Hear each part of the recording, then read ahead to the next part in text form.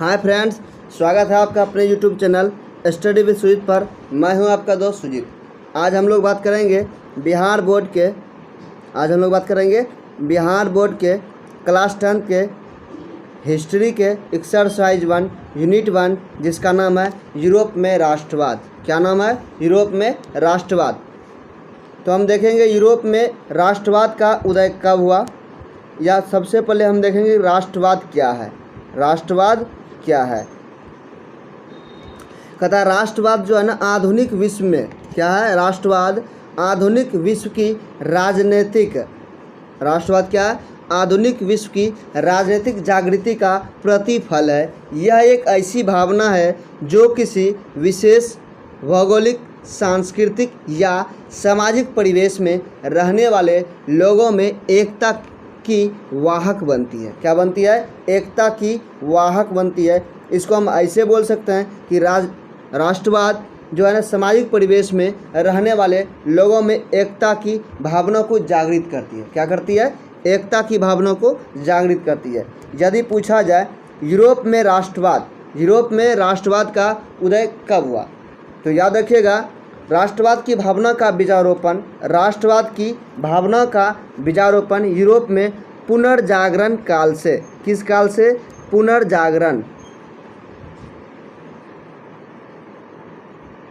पुनर्जागरण। यदि पूछा जाए राष्ट्रवाद की भावना का बीजारोपण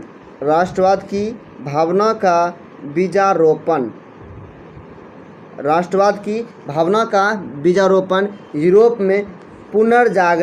में पुनर्जागरण काल से ही हो चुका था। कब से हो चुका था? पुनर्जागरण काल से ही हो चुका था। लेकिन ये फ्रांसीसी क्रांति, कौन सी क्रांति? याद रखिएगा, फ्रांसीसी क्रांति के बाद इसमें क्या आ गई? इसका नाम उन्नत प्रगति पर आया। इसका नामकरण हुआ 1789 ईस्वी में। कब हुआ? 1789 ईस्वी में। यदि पूछा जाए राष्ट्रवाद की भावना का जो बीजारोपण है वो यूरोप में पुनर्जागरण काल में ही हो चुका था, लेकिन 1789 ईस्वी में, कब? 1789 ईस्वी में फ्रांसीसी क्रांति से। किस क्रांति से? फ्रांसीसी क्रांति से यह उन्नत रूप में प्रकट हुई। किस रूप में प्रकट हुई? यह उन्नत रूप में प्रकट हुई। कहने का मतलब यूरोप में राष्ट्रवाद की भावना का जो बीजारोपण है वो पुनर्जागरण काल से ही हो चुका, लेकिन हम लोगों के समक्ष जो प्रकट हुई फ्रांसीसी क्रांति में हुई। कब हुई? फ्रांसीसी क्रांति में। यदि पूछा जाए फ्रांसीसी क्रांति कब हुई थी? 1789 ईस्वी में। कब हुई थी? 1789 ईस्वी में। देरी न करते हुए हम चलते हैं क्वेश्चन की ओर। पहला क्वेश्चन है, क्वेश्चन नंबर 1, रक्त एवं लौह की नीति का अवलंबन किसने किया था? रक्त एवं लौह की नीति का अवलंबन किसने किया था? A. Mazzini, B. Hitler, C. Bismarck, D. William. तो इसका सही आंसर हो जाएगा रक्त एवं लौह की नीति का अवलंबन बिस्मार्क ने किया था। किसने किया था? बिस्मार्क ने किया था। ऑप्शन नंबर सी इसका सही आंसर हो जाएगा। चलते हैं अगले क्वेश्चन की ओर। अगला क्वेश्चन है, फ्रॉक-फर्क की संधि। किसकी संधि? फ्रॉक-फर्क की संधि कब हुई थी? ए. 1964, बी. 1866, सी. 1870, डी. 1871। तो याद रखिएगा फ्रॉक-फर्क की संधि 1871 ईस्वी में हुई थी। ऑप्शन नंबर डी इसका सही आंसर हो जाएगा। चलते हैं अगले क्वेश्चन की ओर। अगला क्वेश्चन है, क्वेश्चन नंबर 3, वियना कांग्रेस कब हुआ था? वियना कांग्रेस कब हुआ था? कहने मतलब वियना कांग्रेस की स्थापना कब हुई थी? ए. 1815 में, बी. 1818 ईस्वी में, सी. 1820 ईस्वी में, और डी. 1848 ईस्वी में। तो याद रखिएगा वियना कांग्रेस की स्थापना 1815 ईस्वी में हुई थी। ऑप्शन नंबर ए इसका सही आंसर हो जाएगा। चलते हैं अगले क्वेश्चन की ओर। अगला क्वेश्चन है, मार्टिन लूथर कौन थे? क्वेश्चन नंबर 4, मार्टिन लूथर कौन थे? ए. दार्शनिक, बी. राजनीतिज्ञ, सी. धर्म सुधारक, और डी. समाज सुधारक। तो इसका सही आंसर हो जाएगा मार्टिन लूथर क्या थे? एक समाज सुधारक थे। क्या थे? एक समाज सुधारक थे। ऑप्शन नंबर डी इसका सही आंसर हो जाएगा। चलते हैं अगले क्वेश्चन की ओर। अगला क्वेश्चन है काउंट काबूर को, किसको? काउंट काबूर को विक्टर इमेनुअल ने किस पद पर नियुक्त किया था? ए सेनापति, बी फ्रांस में राजदूत, सी प्रधानमंत्री, डी गृह मंत्री।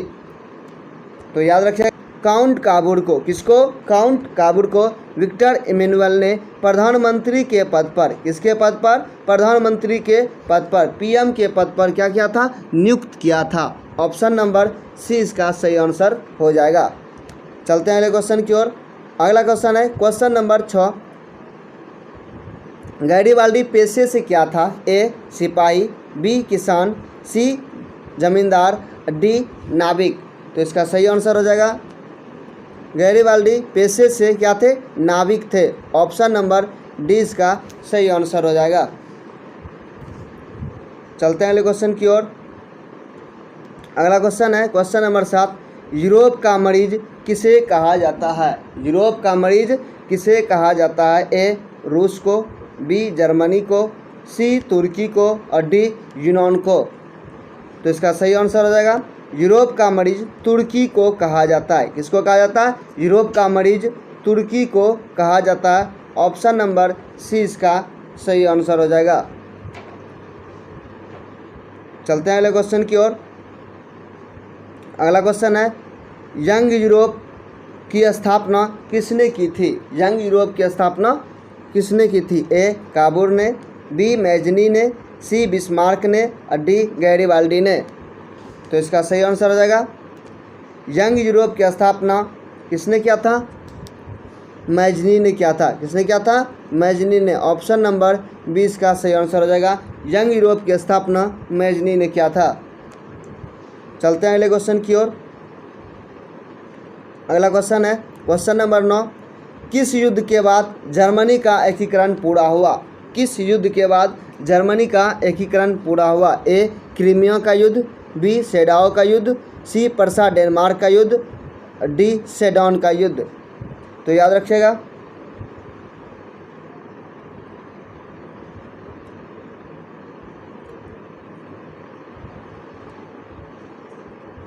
किस युद्ध के बाद जर्मनी का एकीकरण पूरा हुआ? तो आंसर हो जाएगा ऑप्शन नंबर डी सेडॉन युद्ध के बाद। किस युद्ध के बाद? सेडॉन के युद्ध के बाद जर्मनी का एकीकरण पूरा हो गया। ऑप्शन नंबर डी इसका सही आंसर हो जाएगा। चलते हैं अगले क्वेश्चन की ओर। अगला क्वेश्चन है क्वेश्चन नंबर 10। यूरोप वासियों के लिए किस देश का साहित्य एवं ज्ञान विज्ञान प्रेरणा स्रोत रहा? यूरोप वासियों के लिए किस देश का साहित्य एवं ज्ञान विज्ञान प्रेरणा स्रोत रहा? Option number A Germany, B यूनान, सी तुर्की, डी इंग्लैंड। तो इसका सही आंसर हो जाएगा यूरोप। क्या हो जाएगा? यूरोप। यूरोप वासियों के लिए किस देश का साहित्य एवं ज्ञान विज्ञान प्रेरणा स्रोत रहा? Option number B. Option number B यूनान के लिए। यूरोप वासियों के लिए यूनान देश का साहित्य एवं ज्ञान विज्ञान प्रेरणा स्रोत रहा। ऑप्शन नंबर 20 का सही आंसर हो जाएगा। चलते हैं अगले क्वेश्चन की ओर। अगला क्वेश्चन है क्वेश्चन नंबर 11। इटली और जर्मनी वर्तमान में किस महादेश के अंतर्गत आते हैं? इटली और जर्मनी वर्तमान में किस महादेश के अंतर्गत आते हैं? ए उत्तरी अमेरिका, बी दक्षिणी अमेरिका, सी यूरोप, डी पश्चिम एशिया। तो इसका सही आंसर हो जाएगा इटली और जर्मनी वर्तमान में यूरोप महादेश के अंतर्गत आते हैं। किस महादेश के अंतर्गत? यूरोप महादेश के अंतर्गत आते हैं। ऑप्शन नंबर सी इसका सही आंसर हो जाएगा। चलते हैं अगले क्वेश्चन की ओर। अगला क्वेश्चन है जर्मन राइन राज्य का निर्माण किसने किया था? ए लुई 18वां, बी नेपोलियन बोनापार्ट, सी नेपोलियन, डी बिस्मार्क। तो इसका सही आंसर हो जाएगा जर्मन राइन राज्य का निर्माण नेपोलियन बोनापार्ट ने किया था। किसने किया था? नेपोलियन बोनापार्ट ने किया था। ऑप्शन नंबर बी इसका सही आंसर हो जाएगा। चलते हैं अगले क्वेश्चन की ओर। अगला क्वेश्चन है क्वेश्चन नंबर 13, वियना कांग्रेस के द्वारा, किसके द्वारा? वियना कांग्रेस के द्वारा फ्रांस में किस शासन वंश की पुनर्स्थापना, किस शासन वंश की पुनर्स्थापना की गई थी? ए हैप्सबर्ग, बी आलिया, सी बुर्बो, डी जारशाही। तो इसका सही आंसर हो जाएगा वियना कांग्रेस के द्वारा फ्रांस में किस शासन वंश का पुनर्स्थापना किया गया था? ऑप्शन नंबर सी बुर्बो शासन वंश का। किसका? बुर्बो शासन वंश का स्थापना किया गया था। ऑप्शन नंबर सी इसका सही आंसर हो जाएगा। चलते हैं अगले क्वेश्चन की ओर। अगला क्वेश्चन है सन 1870 ईस्वी में, क्वेश्चन नंबर 14, सन 1870 ईस्वी में फ्रांस और पर्सा के बीच, फ्रांस और पर्सा के बीच युद्ध कहाँ हुआ था? ए सेडॉन में, बी सेडोवा में, सी साइडाइन में और डी फ्रैंकफर्ट में। तो इसका सही आंसर हो जाएगा 1870 ईस्वी में जब फ्रांस और पर्सा के बीच युद्ध हुआ था, वह जगह कौन था? उस जगह का नाम है सेडॉन। क्या नाम है? सेडॉन। ऑप्शन नंबर ए इसका सही आंसर हो जाएगा। चलते हैं अगले क्वेश्चन की ओर। अगला क्वेश्चन है क्वेश्चन नंबर 15, जिलबेरिन एक संस्था है। जिलबेरिन, इसी को क्या बोलते हैं हम? जालबेरिन भी बोलते हैं। क्या बोलते हैं? जालबेरिन। जालबेरिन, जालबेरिन एक संस्था है किसकी? क्रांतिकारियों की, बी व्यापारियों की, सी विद्वानों की और डी पादरी सामंतों की। तो इसका सही आंसर हो जाएगा जालबेरिन जो संस्था है वो व्यापारियों की है। Option number B, option number 20 का सही आंसर हो जाएगा। चलते हैं अगले क्वेश्चन की ओर। अगला क्वेश्चन है क्वेश्चन नंबर 16, बिस्मार्क निम्न में से क्या था? ए कवि, बी नाटककार, सी संगीतज्ञ, डी कूटनीतिज्ञ। डी कूटनीतिज्ञ। तो याद रखिएगा बिस्मार्क कूटनीतिज्ञ थे। क्या थे? कूटनीतिज्ञ। ऑप्शन नंबर डी इसका सही आंसर हो जाएगा। चलते हैं अगले क्वेश्चन की ओर। अगला क्वेश्चन है क्वेश्चन नंबर 17, 1829 ईस्वी की, 1829 ईस्वी की एड्रियानोपुल की संधि किस देश के साथ हुई थी? 1829 ईस्वी की एड्रियानोपुल की संधि किस देश के साथ हुई थी? ए तुर्की, बी यूनान, सी हंगरी और डी पोलैंड। तो इसका सही आंसर हो जाएगा एड्रियानोपुल। ये क्या? एड्रियानोपुल। एड्रियानोपुल 1829 ईस्वी की एड्रियानोपुल की संधि किस देश के साथ हुई थी? तो याद रखिएगा तुर्की के साथ हुई थी। 1829 ईस्वी की एड्रियानोपुल की संधि तुर्की के साथ हुई थी। ऑप्शन नंबर ए इसका सही हो जाएगा। किसके साथ? तुर्की के साथ। 1829 ईस्वी की एड्रियानोपुल की संधि किसके साथ हुई थी? तुर्की के साथ हुई थी। ऑप्शन नंबर ए इसका सही आंसर हो जाएगा। चलते हैं अगले क्वेश्चन की ओर। अगला क्वेश्चन है क्वेश्चन नंबर 18, इटली एवं जर्मनी के एकीकरण, इटली एवं जर्मनी के एकीकरण के विरुद्ध निम्न में से कौन था? ए इंग्लैंड, बी रूस, सी ऑस्ट्रिया और डी प्रसा। तो इसका सही आंसर हो जाएगा जर्मनी। इटली एवं जर्मनी के एकीकरण के विरुद्ध कौन था? ऑस्ट्रिया था। कौन था? ऑस्ट्रिया था। ऑप्शन नंबर सी इसका सही आंसर हो जाएगा। चलते हैं अगले क्वेश्चन की ओर। क्वेश्चन नंबर 19 है, मेजनी का संबंध किस संगठन से था? ए लाल सेना से, बी कार्बोनरी से, सी कार्बोनरी से, डी डाइट से। दो बार कार्बोनरी लिखा गया, इसको कर लीजिए।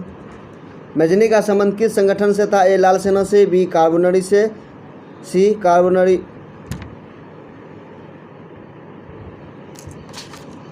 ये ऑप्शन दो बार, ठीक, कोई बात नहीं। देखिए कदामेजनी का संबंध किस संगठन से था? ए लाल सेना से, बी कार्बोनरी से, सी कार्बोनरी से और डी डाइट से। तो इसका आंसर ऑप्शन नंबर बी और सी दोनों हो जाएगा। मेजनी का संबंध कार्बोनरी से था, ऑप्शन नंबर बी प्लस सी, क्योंकि दोनों एक ही ऑप्शन है। चलते हैं अगले क्वेश्चन की ओर। अगला क्वेश्चन है क्वेश्चन नंबर 20, यूरोपीय सभ्यता का पालना किसे कहा जाता था? क्वेश्चन देखिएगा, यूरोपीय सभ्यता का पालना किसे कहा जाता था? ए इटली को, बी फ्रांस को, सी हंगरी को और डी यूनान को। डी यूनान को। तो याद रखिएगा, यूरोपीय सभ्यता का पालना यूनान को कहा जाता है। ऑप्शन नंबर डी इसका सही हो जाएगा। चलते हैं अगले क्वेश्चन की ओर। अगला क्वेश्चन है, act of union, act of union किस वर्ष पारित हुआ? ए 1688, बी 1707, सी 1788 और डी 1807। तो इसका सही आंसर हो जाएगा, एक्ट ऑफ यूनियन किस वर्ष पारित हुआ था? ये हुआ था 1688 ईस्वी में। कब हुआ था? 1688 ईस्वी में। ऑप्शन नंबर ए इसका सही हो जाएगा। अगला क्वेश्चन है क्वेश्चन नंबर 22, नेपोलियन संहिता, नेपोलियन संहिता किस वर्ष लागू की गई? ए 1688 ईस्वी में, बी 1791 ईस्वी में, सी 1801 ईस्वी में और डी 1804 ईस्वी में। तो याद रखिएगा, नेपोलियन संहिता जो लागू किया गया था वो किया गया था 1804 ईस्वी में। कब किया गया था? 1804 ईस्वी में। ऑप्शन नंबर डी इसका सही आंसर हो जाएगा। चलते हैं अगले क्वेश्चन की ओर। अगला क्वेश्चन है क्वेश्चन नंबर 23, वियना कांग्रेस में, वियना कांग्रेस में कौन राष्ट्र सम्मिलित नहीं था? कौन राष्ट्र सम्मिलित नहीं था? ए ब्रिटेन, बी रूस, सी France, D Germany.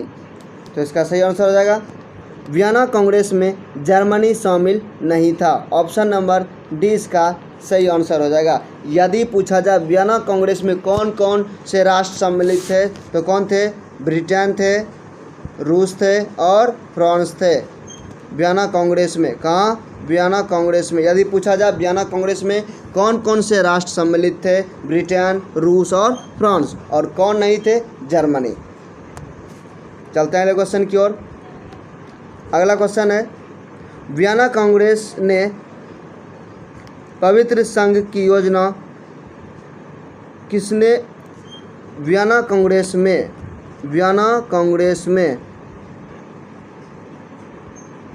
Vienna Congress में पवित्र संघ की योजना किसने प्रस्तुत की? ए रूस ने, बी ब्रिटेन ने, सी फ्रांस ने और सी ऑस्ट्रिया ने। तो इसका सही आंसर हो जाएगा, वियना कांग्रेस में पवित्र संघ की योजना रूस ने, किसने? रूस ने प्रस्तुत की थी। ऑप्शन नंबर ए इसका सही आंसर हो जाएगा। चलते हैं अगले क्वेश्चन की ओर। अगला क्वेश्चन है क्वेश्चन नंबर 25, यंग इटली का संस्थापक कौन था? ए जियोबर्टी, बी काबूर, सी मेजनी और डी गैरीबाल्डी। तो इसका सही आंसर हो जाएगा, यंग इंडिया के जो संस्थापक है वो कौन है? मेजनी। ऑप्शन नंबर सी इसका सही आंसर होगा। चलते हैं अगले क्वेश्चन की ओर।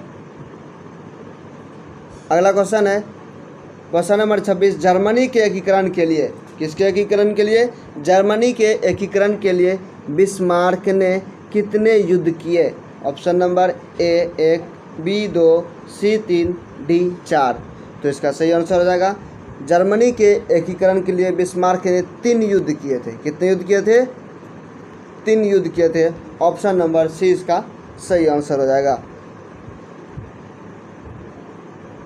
अगला क्वेश्चन है क्वेश्चन नंबर 27, जाल्बेराइन की स्थापना किस राज्य ने की थी? जाल्बेराइन की स्थापना किस राज्य ने की थी? A France, B Austria, C Sardinia और डी फ्रांस। तो इसका सही आंसर हो जाएगा, जाल्बेराइन की स्थापना जो किया था प्रसा ने किया था। किसने किया था? प्रसा ने। ऑप्शन नंबर ए इसका सही आंसर हो जाएगा। चलते हैं अगले क्वेश्चन की ओर। अगला क्वेश्चन है क्वेश्चन नंबर 28। यूनान के स्वतंत्रता संग्राम में किसकी पराजय हुई थी?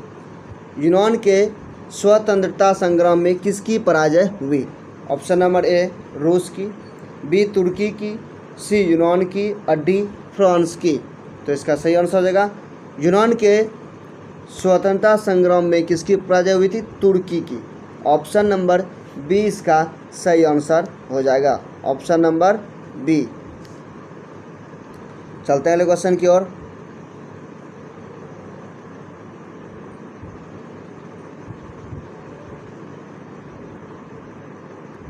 अगला क्वेश्चन है क्वेश्चन नंबर 29।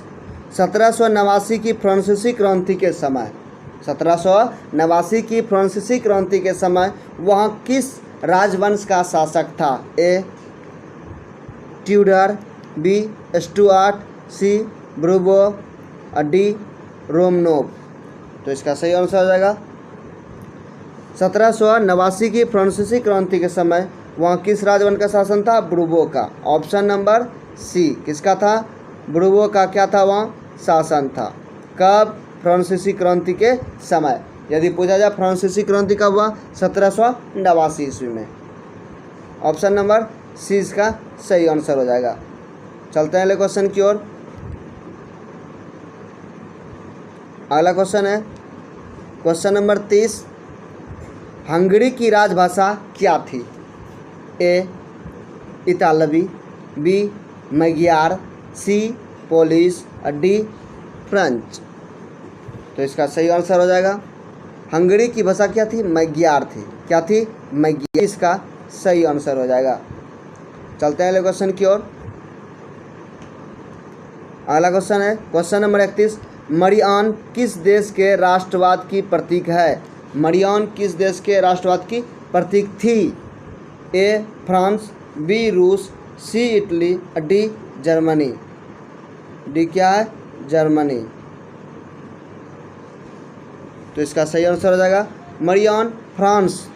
मरियान फ्रांस देश के राष्ट्रवाद की प्रतीक है। ऑप्शन नंबर ए इसका सही आंसर हो जाएगा। चलते हैं अगले क्वेश्चन की ओर। अगला क्वेश्चन है क्वेश्चन नंबर 32। कार्बोनरी की स्थापना किस वर्ष हुई थी? ए 1810, बी 1815, सी 1830, डी 1848।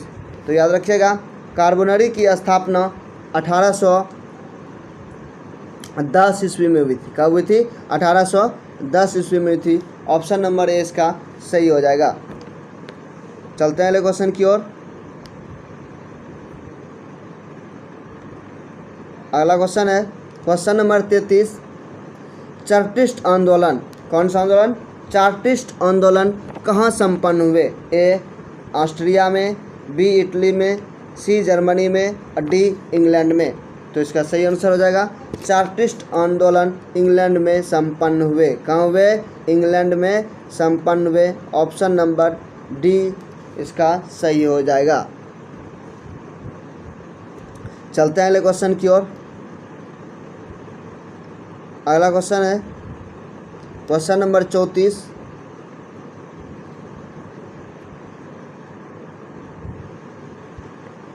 नव गुएल्फ आंदोलन कहाँ हुआ था? नव गुएल्फ आंदोलन कहाँ हुआ था? ए इटली में, बी जर्मनी में, सी फ्रांस में और डी ब्रिटेन में।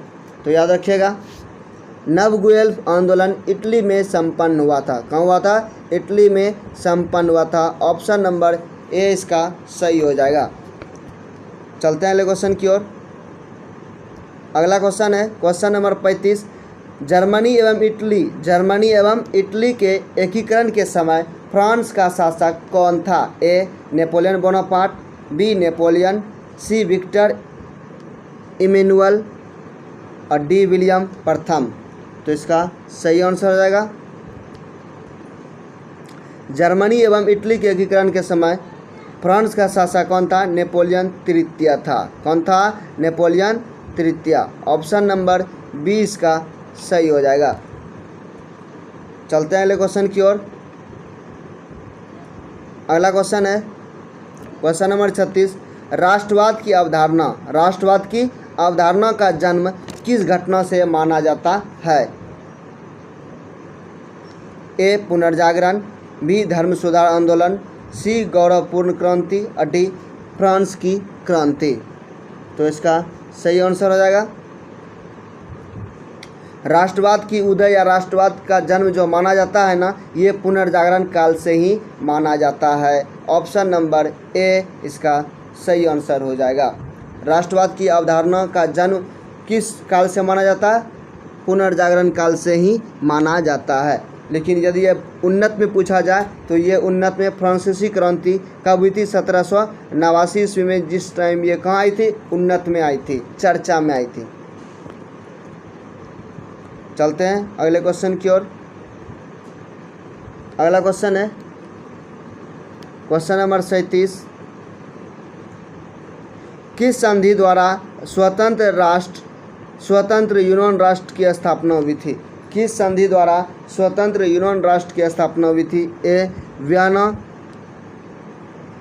वियना की संधि के द्वारा, डी कुस्तुनतुनिया की संधि के द्वारा, सी प्राग की संधि के द्वारा और डी एड्रियानोपुल की संधि के द्वारा। तो इसका सही आंसर हो जाएगा किस संधि के द्वारा स्वतंत्र यूनियन राष्ट्र की स्थापना हुई थी? कुस्तुनतुनिया के संधि के द्वारा। किसके द्वारा? कुस्तुनतुनिया के संधि के द्वारा स्वतंत्र राष्ट्र यूनियन की स्थापना हुई। चलते हैं अगले क्वेश्चन की ओर। अगला क्वेश्चन है क्वेश्चन नंबर 38, कहता सेडाओ के युद्ध में किसकी पराजय हुई? सेडाओ के युद्ध में किसकी पराजय हुई? ए पर्सा की, बी सार्डिनिया की, सी ऑस्ट्रिया की और डी नेपुल्स की। तो याद रखिएगा सेडाओ के युद्ध में किसकी पराजय हुई थी? ऑस्ट्रिया की पराजय हुई थी। ऑप्शन नंबर सी इसका सही आंसर हो जाएगा। चलते हैं अगले क्वेश्चन की ओर। अगला क्वेश्चन है